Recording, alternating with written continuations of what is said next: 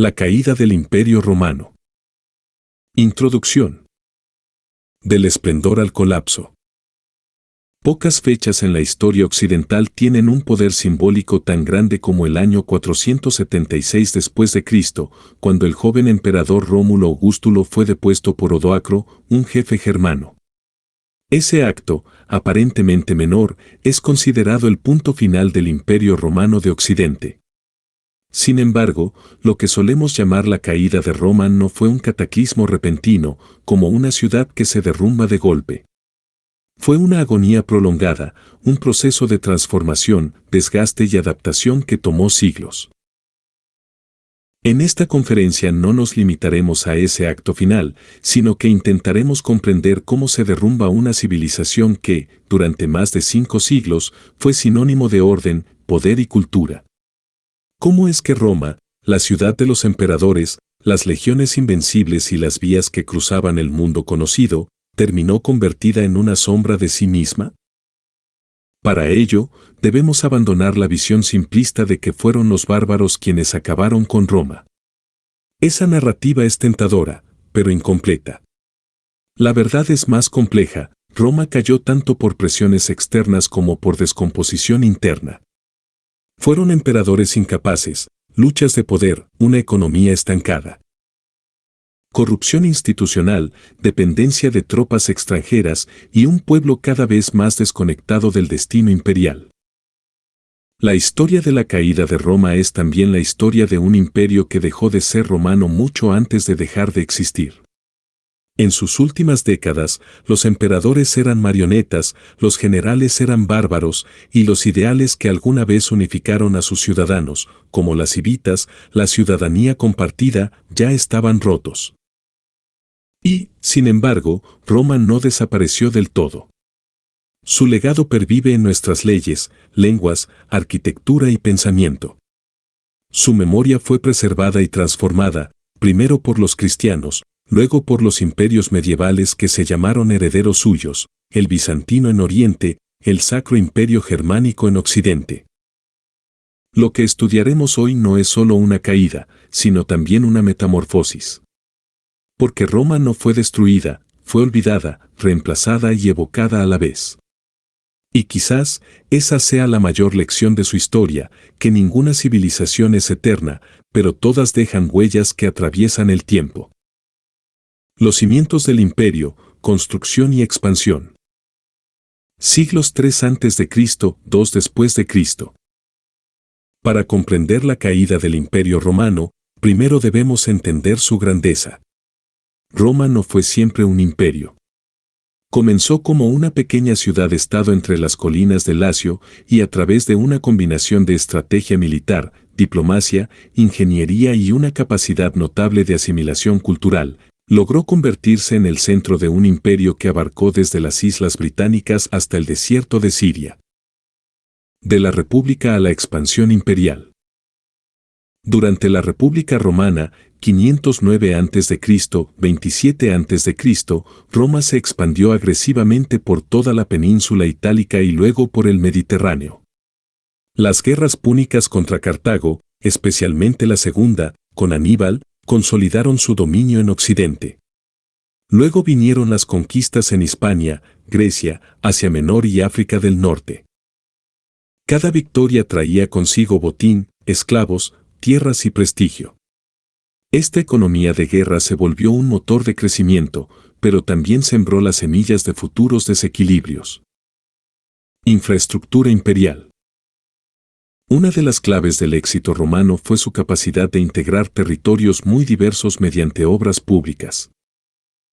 Vías romanas que permitían la movilidad de ejércitos, mercancías e información, acueductos que llevaban agua a ciudades florecientes, foros, teatros, templos y anfiteatros, que replicaban el modelo urbano romano en cada provincia.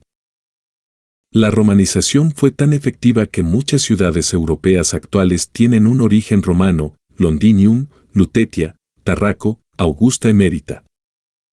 La Pax Romana. Con la llegada al poder de Augusto en el 27 a.C., la República dio paso al imperio y comenzó un periodo de estabilidad conocido como la Pax Romana, que duró aproximadamente 2 siglos. Durante ese tiempo, el imperio alcanzó su máxima extensión, bajo Trajano en 117 después de Cristo. Se consolidó un sistema de administración provincial eficiente, se multiplicaron las obras públicas y la prosperidad urbana, la ciudadanía romana se fue extendiendo gradualmente a los pueblos conquistados. Roma ofrecía a cambio de la obediencia paz, prosperidad, infraestructuras y ciudadanía. Fue una oferta tentadora que muchas élites locales aceptaron. Un sistema basado en la expansión. Sin embargo, este sistema tenía un talón de Aquiles, dependía del crecimiento constante. Cada conquista financiaba la siguiente. Las guerras proporcionaban riqueza, pero también acostumbraban al Estado a depender del botín y de los esclavos.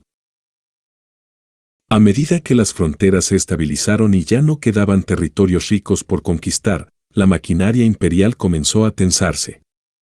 El ejército, convertido en una institución privilegiada, seguía absorbiendo recursos. Las provincias ricas como Egipto, Hispania o Siria se convertían en objetivos políticos. Y en Roma, la corrupción y el clientelismo comenzaban a erosionar la solidez republicana. Límites naturales y problemas estratégicos. El imperio alcanzó finalmente sus límites naturales. El Rin y el Danubio marcaban la frontera con los pueblos germánicos, el Sáhara impedía el avance al sur de África, el Éufrates marcaba la frontera con el imperio parto y luego el persa. Estas fronteras eran largas, difíciles de controlar y extremadamente costosas de mantener. Roma estaba construido sobre una base poderosa pero inestable. La expansión no podía continuar indefinidamente. Y cuando se detuvo, Roma tuvo que aprender a gestionar, en lugar de conquistar. Esa transición sería mucho más difícil de lo que parecía. El siglo III, crisis, guerras civiles y estagflación. 235-284 DC. Si los siglos I y II después de Cristo fueron los de la estabilidad y el esplendor, el siglo III trajo consigo el principio del fin.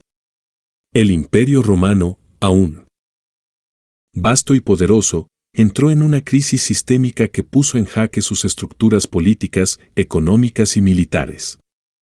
No fue una caída repentina, pero sí un colapso paulatino del modelo que había sostenido el orden durante siglos. Inestabilidad política, el imperio de los usurpadores. El periodo que va de 235 a 284 DC se conoce como la crisis del siglo III o anarquía militar. En apenas 50 años, más de 25 emperadores fueron proclamados por el ejército, la mayoría murieron de forma violenta, asesinados por sus propias tropas o en guerras civiles. El problema de fondo era que el ejército se había convertido en el verdadero elector del emperador. Ya no importaban los méritos administrativos o la legitimidad dinástica, lo que contaba era el respaldo de las legiones. Esto generó un ciclo constante de golpes, traiciones y guerras internas que desangraron al Estado romano. Presiones externas, los bárbaros y los persas. Mientras Roma se descomponía desde dentro, las fronteras eran cada vez más vulnerables. En el este, los persas sasánidas reemplazaron a los partos como potencia dominante, más agresivos y organizados. Capturaron incluso al emperador Valeriano, 260 después de Cristo. En el norte, los pueblos germánicos, como alamanes, francos, godos, cruzaban el Rin y el Danubio con frecuencia, saqueaban ciudades, destruían villas y en algunos casos se instalaban en territorio romano. La combinación de guerra civil y fronteras en llamas hizo que muchos romanos sintieran, por primera vez, que el imperio podía desaparecer. Colapso económico, inflación, devaluación y ruralización. La crisis política fue acompañada por un colapso económico. Para financiar los ejércitos, los emperadores devaluaron la moneda, reduciendo el contenido de plata del denario. Esto generó una inflación galopante, una estagflación, inflación con estancamiento económico, y la desconfianza en el sistema monetario. El comercio a larga distancia se redujo. Las ciudades entraron en declive, muchos ciudadanos abandonaron los centros urbanos y se refugiaron en villas rurales autosuficientes, precursoras del sistema feudal. Los impuestos aumentaban, pero las recaudaciones disminuían.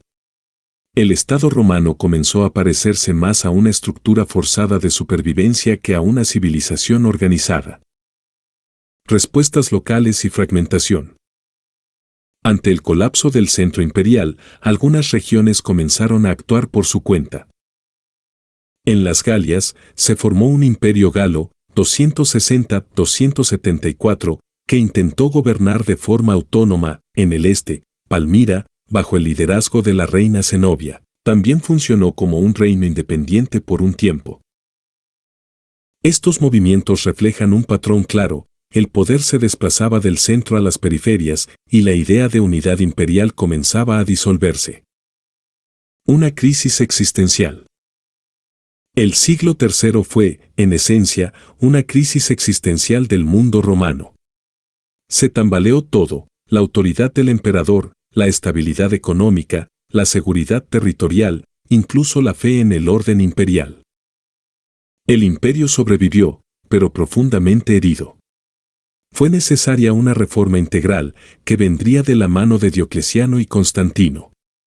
Pero lo cierto es que después del siglo III, Roma ya no fue la misma. La semilla de su transformación y de su caída ya estaba plantada. 284-337 DC. Tras medio siglo de caos, el Imperio Romano necesitaba algo más que estabilidad, necesitaba una refundación institucional. Esta tarea recayó en dos figuras clave, Diocleciano y Constantino, quienes no solo salvaron al imperio del colapso inmediato, sino que también lo transformaron profundamente, allanando el camino hacia una nueva era, aunque al costo de abandonar algunas de sus esencias tradicionales. Diocleciano, orden en tiempos de ruina. Cuando Diocleciano ascendió al poder en 284 después de Cristo, el imperio estaba en ruinas. Su respuesta fue autoritaria, radical y estructurada. Creó un nuevo sistema de gobierno, la tetrarquía, es decir, el gobierno de 4. Dos Augustos gobernaban Oriente y Occidente, dos Césares, sus subordinados y herederos designados, gobernaban otras regiones. Este sistema buscaba evitar guerras civiles sucesorias y permitir un control más efectivo sobre un territorio vasto y amenazado.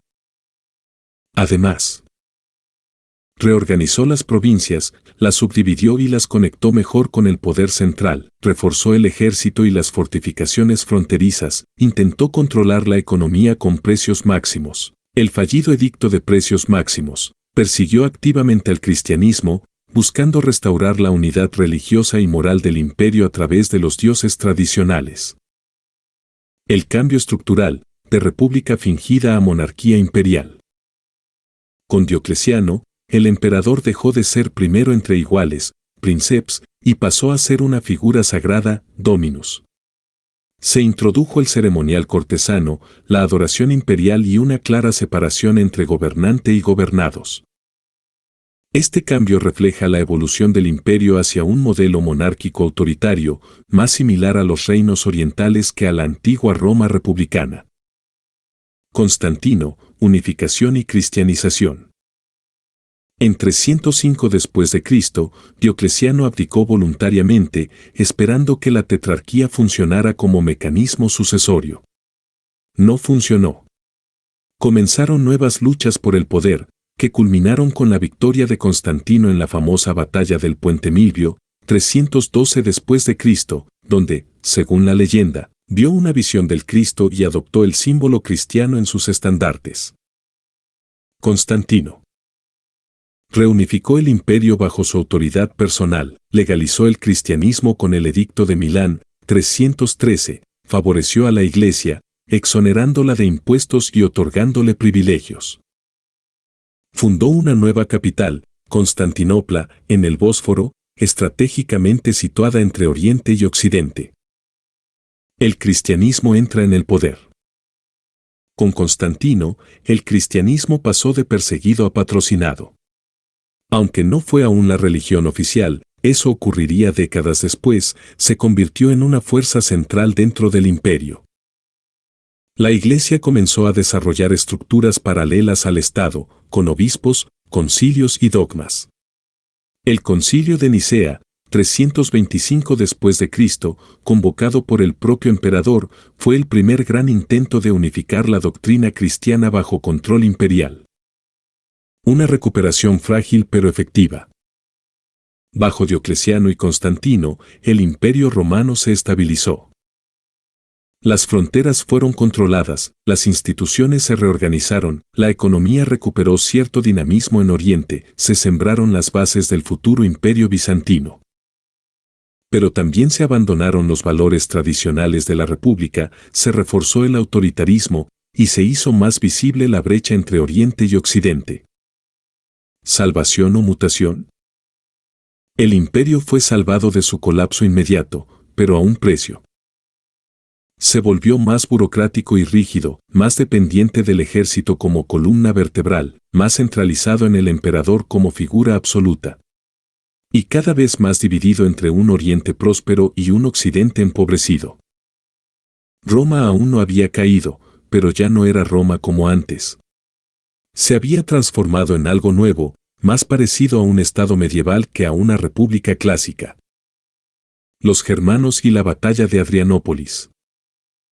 376-395 DC. Si el siglo III fue la gran crisis y el siglo IV la gran transformación, el último cuarto del siglo IV marca el comienzo del colapso militar real del Imperio Occidental. Todo cambió cuando los visigodos, un pueblo germánico, pidieron entrar al imperio, y Roma no supo cómo gestionarlo.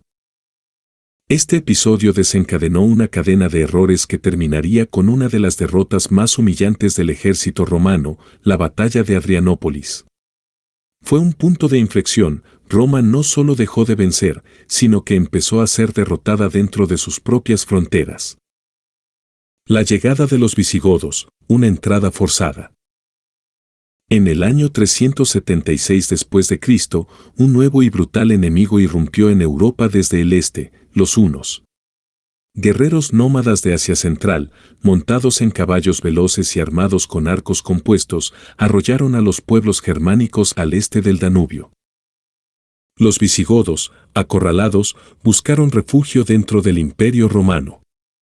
Solicitaron a las autoridades romanas permiso para cruzar el Danubio y asentarse como federados.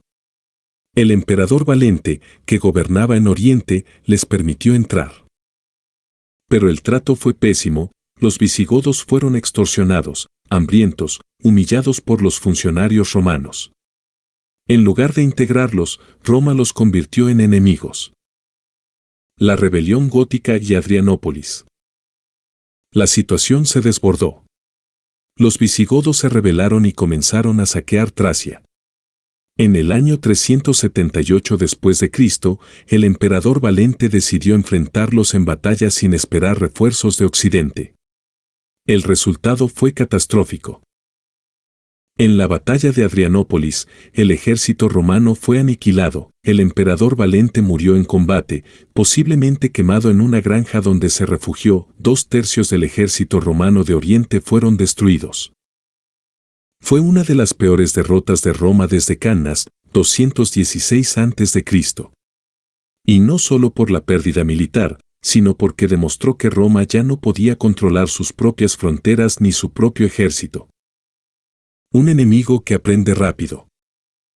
Los visigodos eran distintos a los enemigos de antaño. Ya no eran tribus salvajes sin organización.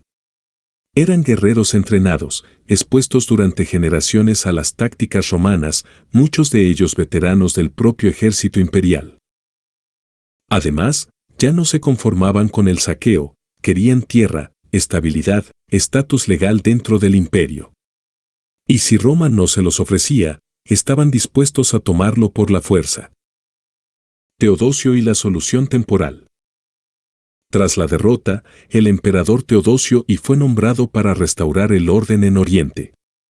Su estrategia fue pragmática, pactó con los visigodos, los aceptó como federados y les otorgó tierras a cambio de que sirvieran en el ejército romano. Esta medida evitó un colapso inmediato, pero a largo plazo sentó un peligroso precedente. Pueblos enteros ahora vivían dentro del imperio, armados, semi-independientes y bajo sus propios líderes étnicos. La muerte de Teodosio y la división final. En 395, Teodosio murió. Fue el último emperador en gobernar el Imperio Unido. Dividió oficialmente el poder entre sus dos hijos. Honorio gobernaría en Occidente, con capital en Rávena, Arcadio en Oriente, desde Constantinopla. Esta división no fue solo administrativa, marcó el inicio de dos imperios distintos, uno de los cuales, el occidental, ya estaba tambaleando. Una lección ignorada. Adrianópolis dejó claro que la crisis no era externa, sino interna, la incapacidad de Roma para integrar a los pueblos bárbaros, su dependencia de tropas extranjeras, la debilidad de su administración. Pero Roma no corrigió el rumbo. Por el contrario, en las siguientes décadas, abriría aún más la puerta a federados armados, cada vez más autónomos, cada vez más ambiciosos. La tormenta perfecta estaba formándose. Teodosio y la ilusión de estabilidad. 395 después de Cristo. Tras la catástrofe de Adrianópolis, el imperio necesitaba desesperadamente una figura fuerte que pudiera restaurar el orden y mantener la unidad. Ese hombre fue Teodosio I, conocido como el Grande.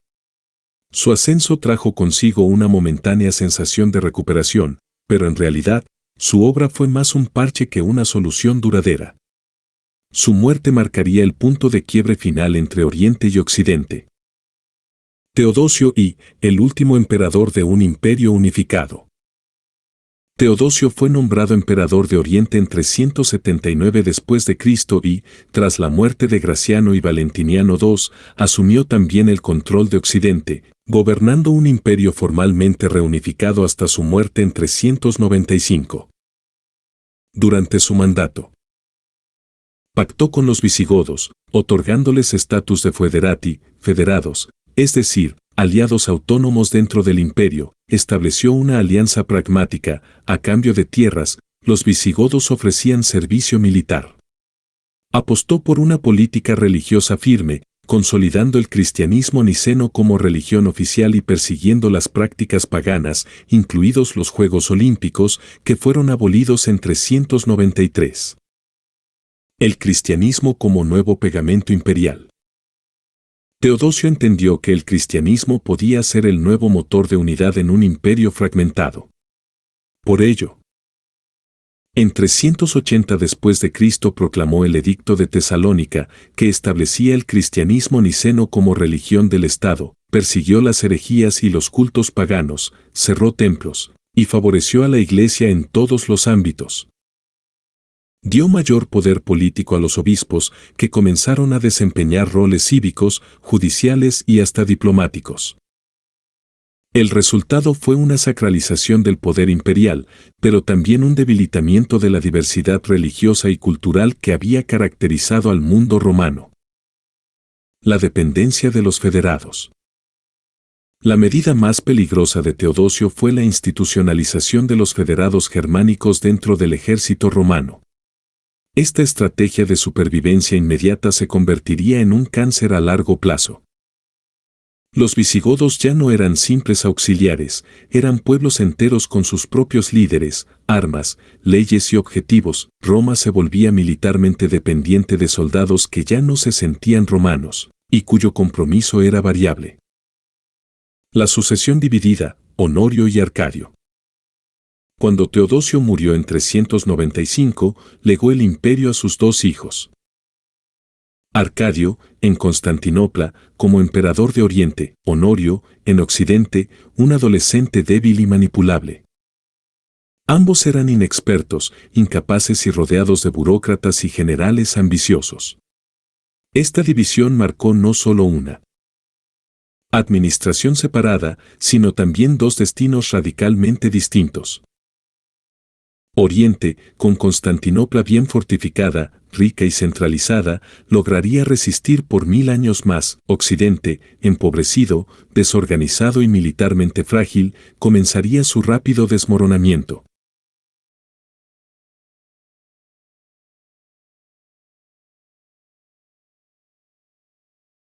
La ilusión de estabilidad. Durante un tiempo, pareció que Teodosio había salvado al imperio. Había paz aparente, control territorial y unidad religiosa. Pero esta era solo una estabilidad superficial. Las fronteras estaban permeadas, el ejército era una mezcla de lealtades contradictorias, las provincias ricas estaban agotadas o amenazadas, la economía seguía en retroceso.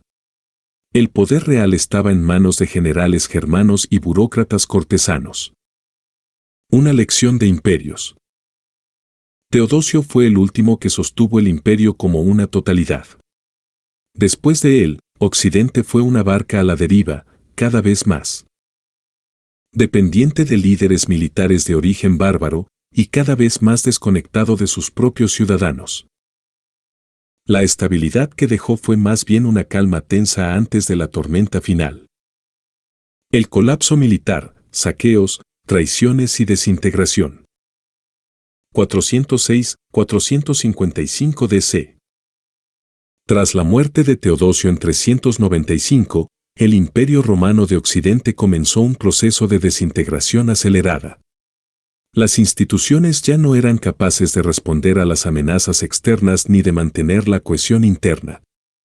El ejército romano, antes orgullo y columna vertebral del imperio, era ahora una fuerza fragmentada, dependiente y desmoralizada. Los enemigos ya no estaban en las fronteras, estaban dentro del imperio, saqueando ciudades, fundando reinos y desafiando la autoridad imperial. El colapso de la frontera del Rin, 406 después de Cristo. El 31 de diciembre del año 406, el río Rin se congeló y una coalición de pueblos germánicos, vándalos, suevos y alanos, lo cruzó hacia el territorio romano de la Galia. No encontraron oposición significativa. El limes, la frontera militar del Rin, había colapsado. Estas tribus se dispersaron por la Galia, devastando el campo, tomando ciudades y estableciendo dominios semi-independientes.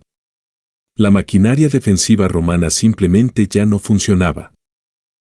El ejército romano occidental, una sombra de sí mismo.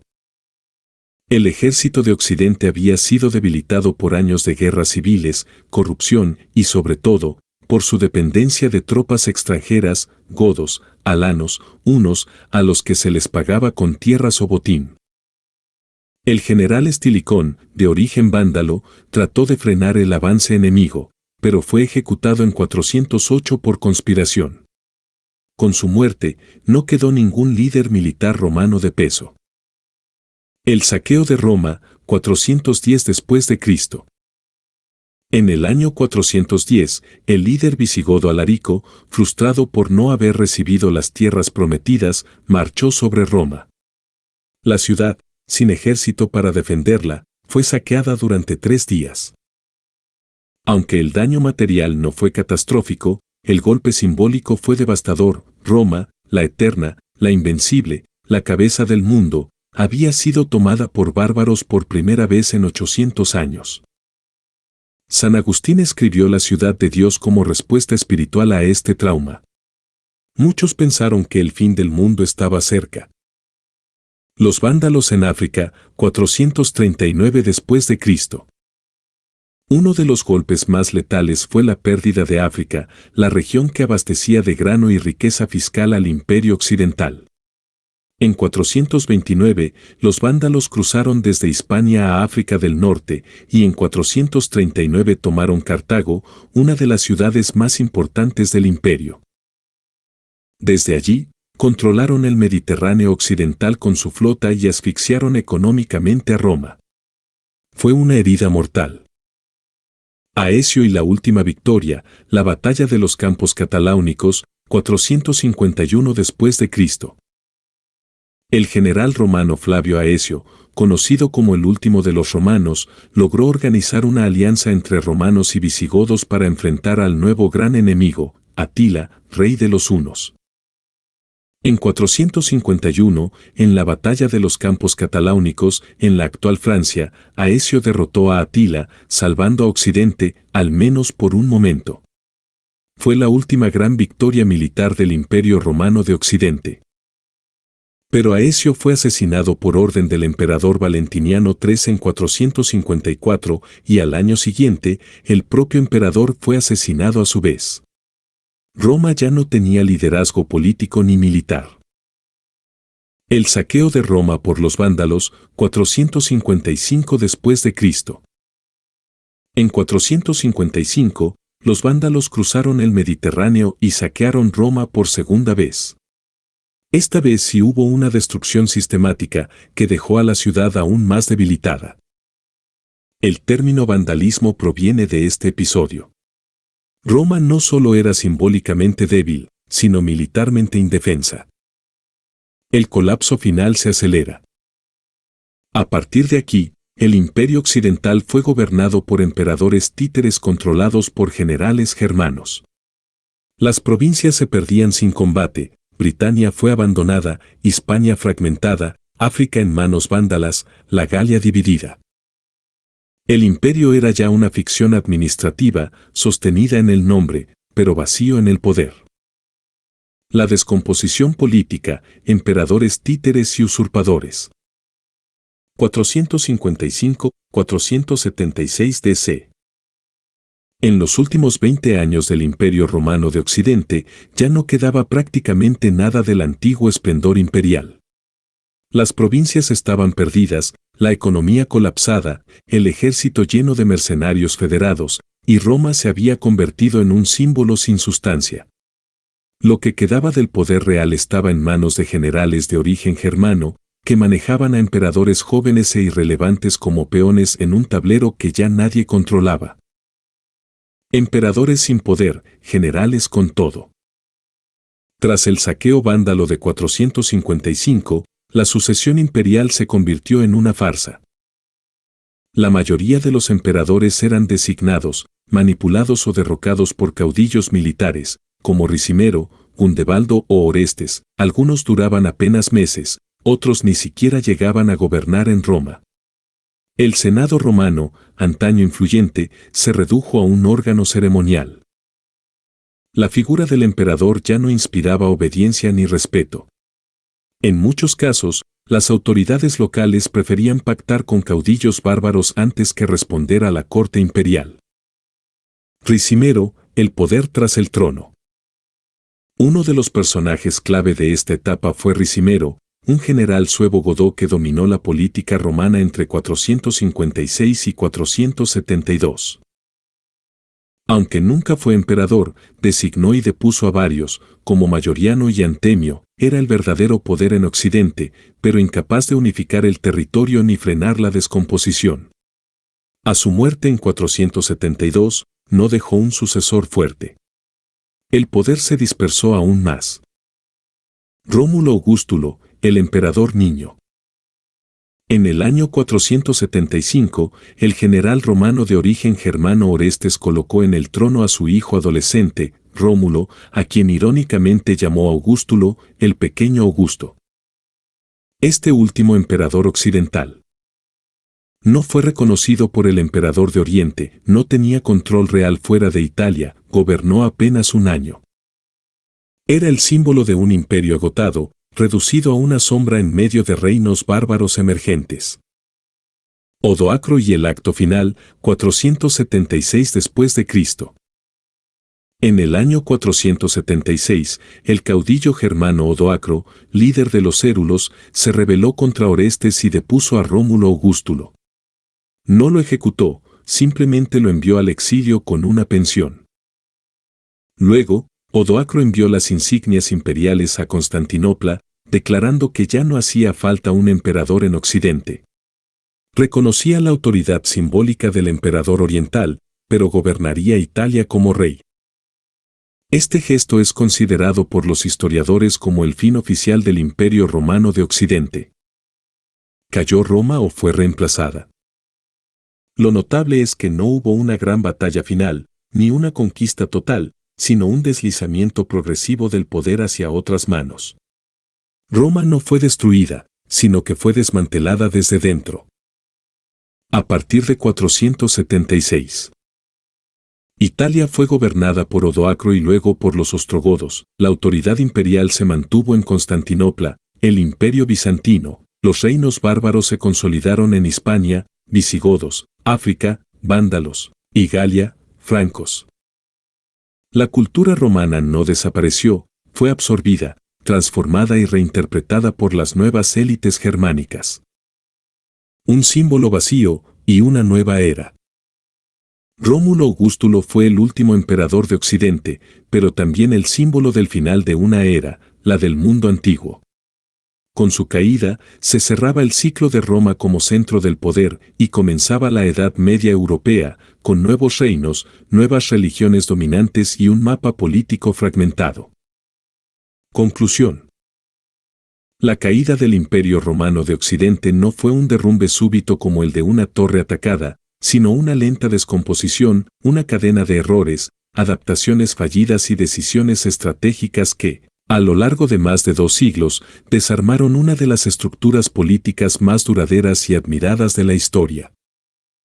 Al final, Roma no fue derrotada por un solo enemigo, ni por un gran cataclismo natural. Roma cayó desde dentro, por la corrupción de sus élites, la desmovilización de sus ciudadanos, el colapso de su economía, la incapacidad de adaptar su sistema a los nuevos tiempos y, sobre todo, por su dependencia de fuerzas externas que terminaron controlándola. ¿Qué nos enseña la caída de Roma? 1. Que ningún imperio es eterno, por más sólido y prestigioso que parezca. 2. Que las amenazas no siempre vienen de fuera, las fracturas internas son las más peligrosas. 3. Que la legitimidad política no se sostiene solo con símbolos o tradiciones, sino con eficacia real, justicia social y unidad cultural. 4. Y que una civilización puede caer, pero su legado puede continuar bajo nuevas formas. Roma no desapareció, se transformó. Aunque el Imperio de Occidente se desmoronó en 476, su herencia continuó viva. En el Imperio bizantino, que perduró hasta 1453, en la Iglesia católica, que heredó parte de su estructura y autoridad moral en las lenguas romances, el derecho romano, la arquitectura y el urbanismo. En la idea de civilización occidental misma, que aún evoca a Roma como raíz y modelo.